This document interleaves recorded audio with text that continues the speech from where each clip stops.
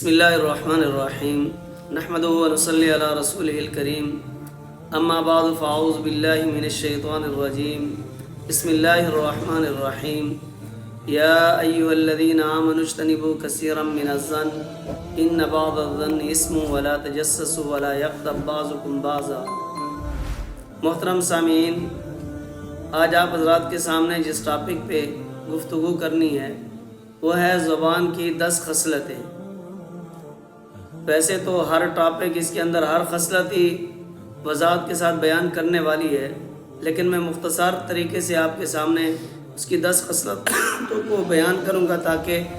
آپ اس کے اندر جو اچھی خصلتیں ہیں ان کو اپنانے والے بنیں اور جو بری خصلتیں اس سے اپنے آپ کو بچانے والے بنیں۔ تو زبان کی 10 خصلتوں میں 2 خصلتیں اچھی ہیں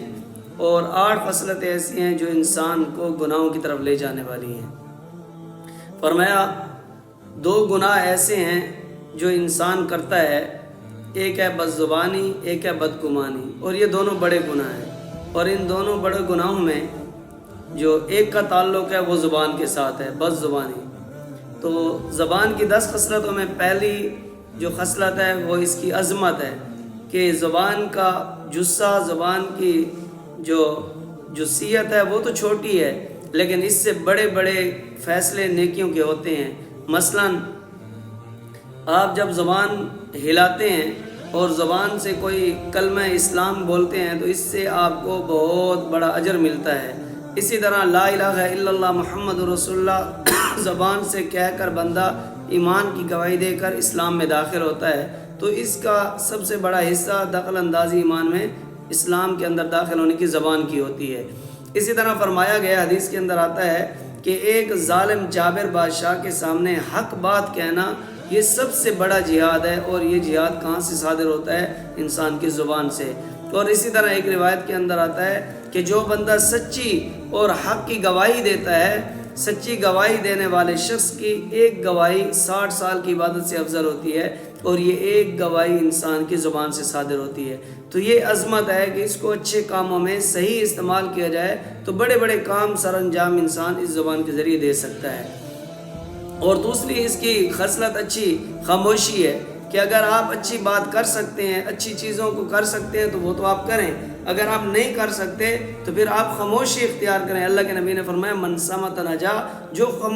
خاموش رہتا ہے وہ کامیاب ہو جاتا ہے۔ اور دوسری جگہ اللہ کے محبوب پیغمبر نے فرمایا املاء الخیر خیر من السکوت، اگر آپ کو اچھی بات کہنا آتی ہے، اگر آپ اچھی بات کر سکتے ہیں تو پھر آپ کا بولنا بہتر ہے آپ کے چپ رہنے سے۔ اور والسکوت خیر من املاء الشر،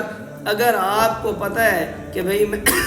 میرے منہ سے جو بھی کوئی بات نکلے گی وہ بری ہوگی، غلط ہوگی، میں بد کلامی کر بیٹھوں گا، کسی کی غیبت کر بیٹھوں گا، غلط گفتگو کر بیٹھوں گا، گالی گلوچ کر بیٹھوں گا، تو بہتر ہے کہ وہاں انسان اپنی زبان کو لگام دے اور خاموشی اختیار کرے۔ فرمایا وہاں خاموش رہنا بہتر ہے انسان کی بات کرنے سے۔ یہ میرے بھائی 2 خصلتیں تھیں جو اچھی تھیں۔ 8 خصلتیں ایسی ہیں جو انسان کی زبان کی بری ہیں، جو گناہوں کی طرف لے جانے والی ہے۔ اس میں نمبر 3 غیبت کرنا،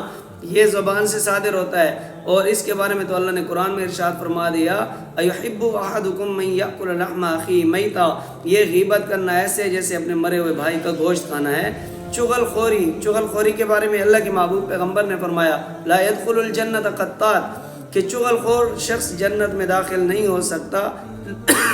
ادھر کی بات ادھر کرنا، ادھر کی باتیں ادھر کرنا، اور یوں طریقے سے لڑائی جھگڑے پیدا کروانا، چغل خوریاں کرنا، یہ اللہ کے محبوب کو پسند نہیں، اللہ کو بھی پسند نہیں ہے۔ فرمایا نمبر 5 راز افشا کرنا، لوگوں کے راز ادھر سن لیا ادھر جا کے بتانا، ادھر کی بات سن کر ادھر بتانا۔ اللہ کے محبوب پیغمبر نے فرمایا المجالس بالامانہ، مجلس امانت ہوتی ہے، چاہے وہ مجلس گفتگو کی ہو، چاہے جس قسم کی بھی مجلس ہو، جب تک آپ کو یہ نہ کہا جائے کہ یہ بات کسی کو نہیں بتانی، تب تک آپ اس بات کو کسی کو تذکرہ نہیں کرنا چاہیے، اس کے راز کو افشا نہیں کرنا چاہیے۔ اسی طرح نمبر 6 زبان کی خصلتوں میں سے جھوٹ بولنا، بات کے اوپر جھوٹ بولنا۔ اللہ کے محبوب پیغمبر نے فرمایا کہ اذا حدث کذب، کہ منافق کی نشانیوں میں سے ایک نشانی یہ ہے کہ جب وہ بات کرتا ہے تو جھوٹ بولتا ہے، اور یہ جھوٹ بولنا یہ منافق کا خاصہ ہے، مومن کبھی جھوٹ نہیں بول سکتا۔ فرمایا کہ یہ بھی زبان سے صادر ہوتا ہے۔ اسی طرح 7ویں نمبر پہ فرمایا جھوٹا وعدہ کرنا، وعدہ زبان سے کر لیتے ہیں لیکن اس وعدے کو پورا نہیں کرتے، ایفائے عہد نہیں کرتے۔ اللہ کے محبوب پیغمبر نے فرمایا وَإِذَا وَعَدَ أَخْلَفَ، یہ ہو نہیں سکتا مومن ہو اور وعدے کو پورا نہ کرے، یعنی منافق ہی ایسا ہوتا ہے جو وعدہ کرتا ہے اور پھر وعدہ خلافی کر جاتا ہے۔ فرمایا نمبر 8 غلط اور جھوٹا مذاق کرنا، یعنی اپنی مجلس سے گرم کرنے کے لیے، 4 بندوں میں واہ واہ بنانے کے لیے جھوٹی کہانیاں گھڑنا، باتیں کرنا اور مذاق، اور اس طرح کا مذاق کرنا کہ کسی کے اوپر تنقید مقصود ہو، کسی کے اوپر طنز مقصود ہو، تو فرمایا ایسے مذاق کرنے سے بھی منع کیا گیا۔ اللہ کے محبوب پیغمبر نے بھی مذاق کیا لیکن سچ کے دائرے میں، جھوٹ کے دائرے میں نہیں، کسی کی